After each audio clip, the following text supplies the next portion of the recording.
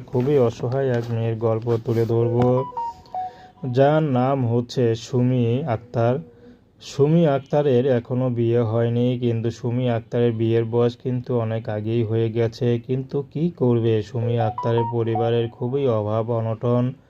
সুমি আক্তারের বাবা নেই, মা আছে। মা গ্রামেই থাকে, সুমি আক্তারও গ্রামে থাকে।